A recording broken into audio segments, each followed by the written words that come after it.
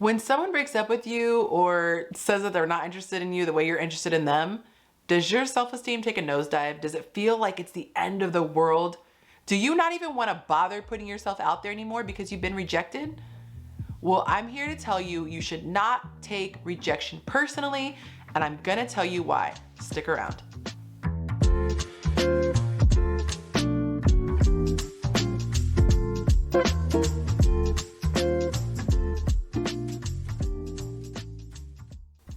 Hey guys, my name is Yonci. Welcome to my channel, Chasing Yonci.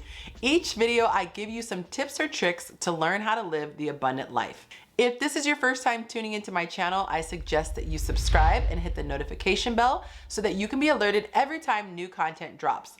If you are returning, hey, thanks. I appreciate it so much. All right, guys, let me talk to you about why you should not take rejection personally. I remember years ago, somebody said something that sounded frankly stupid at the time. I kind of rolled my eyes. It was in a Facebook group, and so I was just kind of like, whatever. It sounded overly simplistic and very unsympathetic, to be honest. What they said was finding your soulmate wasn't meant to be easy. And it took me years to really have that register and make sense. A lot of times we get disappointed because our expectations are way up here, and this is where we go wrong. If we looked at finding our soulmate like finding diamond in the rough or finding gold on the beach or finding a winning lottery ticket, we would not feel so disappointed. Like, let's really think about the lottery ticket, right? If you go into your little local convenience store and you buy a lottery ticket, yes, you want to win the lottery, but do you literally think you're going to win? No, you're more shocked if you do win, even if it's like $5. Even though you're playing the lottery for the multi-million-dollar win. That's how we have to look at dating. It's not that we're being pessimistic, we're being practical. If we understand that finding our person is a one-time chance encounter that I think is predestined before time, we can take a lot of the pressure off and therefore lower our expectations. Now, I caution you, I don't mean this from a sense of pessimism like, well, it's 1 in a million, so why should I even go? No, it's about setting yourself up for realistic expectations. If you tell yourself that there's a very good chance that this person isn't the one, but I'm gonna enjoy the process and I'm certainly gonna learn from this encounter, you walk away not feeling bitter. You also don't get overly excited when somebody shows you some good signs because you know that the chances are very low that this is your person, and so that will allow you to pace yourself, especially if the person is love bombing you. Love bombing, woo, that's a big thing. I'm gonna do a video on it if enough people comment saying that they want me to do a video designated to love bombing and the connection between love bombing and narcissists, because child, that is a whole thing.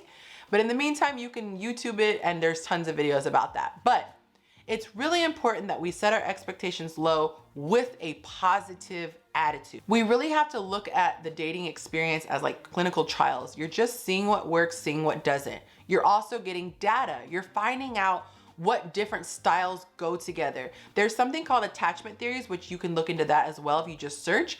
But there are different people who are more compatible than others.